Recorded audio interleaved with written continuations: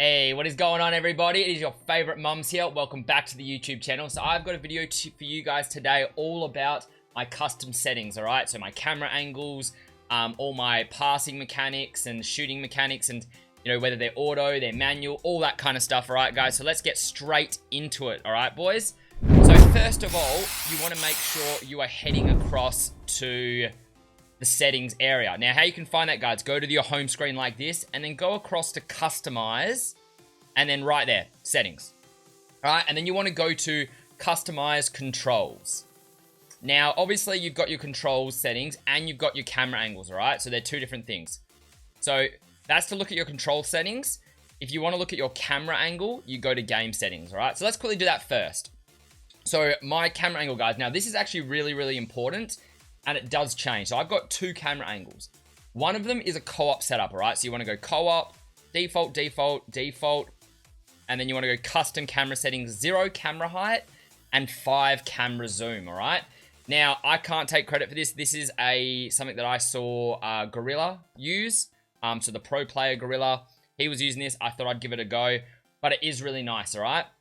Now, what this camera angle gives you guys, what the co-op camera angle gives you with the 0 and 5 height and zoom is it basically makes everything a bit further out, okay? It allows you to track runs a lot easier, right? Because the camera angle's a little bit further out, you can see more of the pitch. It means, 1, you can track your player's runs a little bit easier.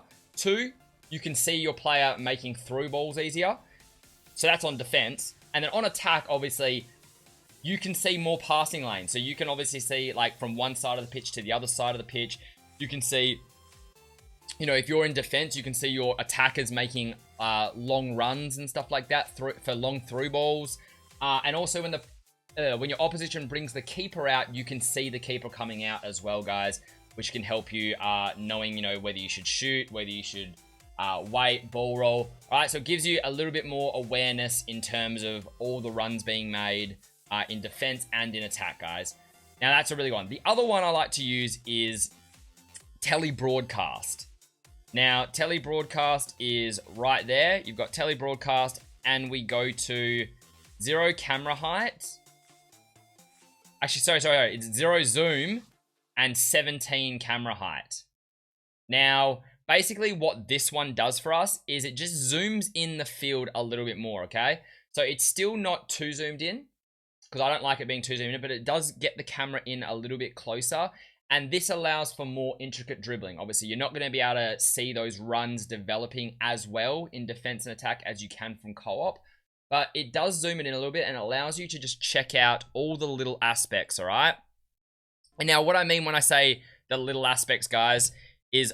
Sorry, boys, I was just changing something. What I mean when I say the little aspects, I mean, all the intricate dribbling, all right? So if you're someone who likes to do skill moves and all that kind of stuff, it allows you to see all of that just a little bit better, all right? So if you're an R1 dribbler, a skill mover, you can kind of see the animations on the field a little bit better.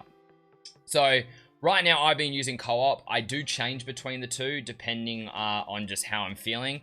But lately I have been running the co-op, and it has been working with the 0 and 5, and it has been working extremely well, guys. So that is probably the one I would recommend, especially with the meta of the game being, everyone smashing through balls and things like that, all right?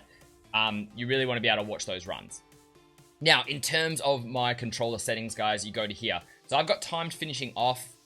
That's a preference. I like having it off. Time finishing is really bad in FIFA this year, so I just don't find it necessary to have it on. I've got pass block assistance and next player switch indicator on. Auto switching on air balls and loose balls. Auto switching move assistance none. Jockey assisted. Auto flare pass on. Auto clearances off. So yeah, basically this just means they will perform a flare pass in appropriate situations. Honestly, they don't really often do it, so I don't find that it really does too much having it on or off, because I don't find the computer really does flare passes in out of their own decisions anyways. Auto clearances I've turned off, so outfield players will never perform clearances unless the clearance button is pressed.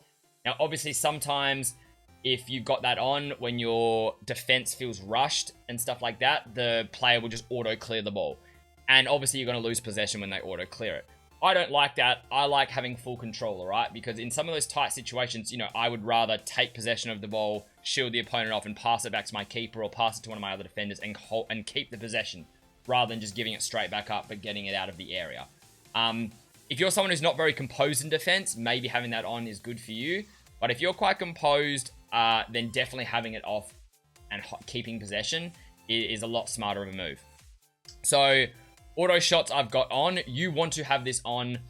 So basically what this means is when you do those low-driven, works with low-driven crosses. So if you do like low-driven crosses, or you do those R1 crosses or R1X passes in the box, sometimes when the ball's coming on really fast, if you've got this off and you don't press circle in time, the ball will just go past you and your player just won't make a play on the ball.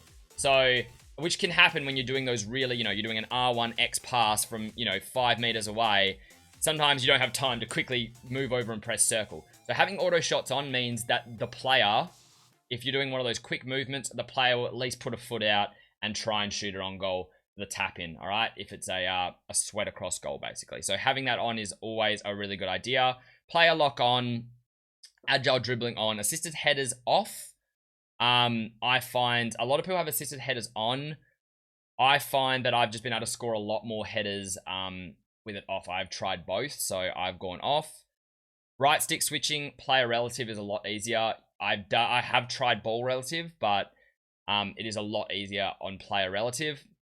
Now, you want to have ground pass assistance on assisted, through ball on semi-assisted, shot assistance assisted, cross assistance assisted, lob pass assisted, save assisted, analog sprint I've got off. Now, this is a big one, all right? Analog sprint, so basically, if you turn it on, you can control how fast you sprint. The further you hold the button assigned to the sprint, the faster the player will run. So the harder you press R2, the faster your player will run if it's on.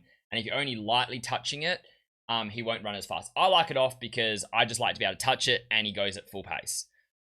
Sometimes if you're someone who does really, really in-close dribbling and you've got really, you know, soft hands, I guess, and you can feather the sticks and feather the buttons really, really well, then obviously having that on can be beneficial in terms of, you know, obviously being able to adjust, you know, between a jog, you know, a bit more of a sprint, like a run and a sprint and stuff like that is effective, I guess. Defending, we've got tactical defending. Pass receiver lock, I've got it on late. So this is actually a bit of a weird one. I've seen a lot of people do different things. I'm pretty sure the default is early. I like to have it on late, all right? What this means is basically when you pass the ball, the mechanics of the game, it will lock onto a player and pass to that player. If you've got it on early, the minute you press X to pass, as the player starts the passing animation, that will lock on and you can't change it once it's locked on, all right? With early. With late, it gives you as much time as possible before it locks on. So instead of locking on the minute you press X to pass, it'll lock on more when the player's actually kicking the ball. So once the animation started and he's about hitting the ball, basically, is when it locks on. So I prefer that because sometimes I like to make late decisions. If I'm running in and I'm trying to sweat the ball across goal, sometimes I'll press R1X to do a pass because there's a pass open. But then as my player goes to do the passing animation, all of a sudden his player comes in the way and I see another player free. So I like to be able to make that late change if I need to. So I do prefer late.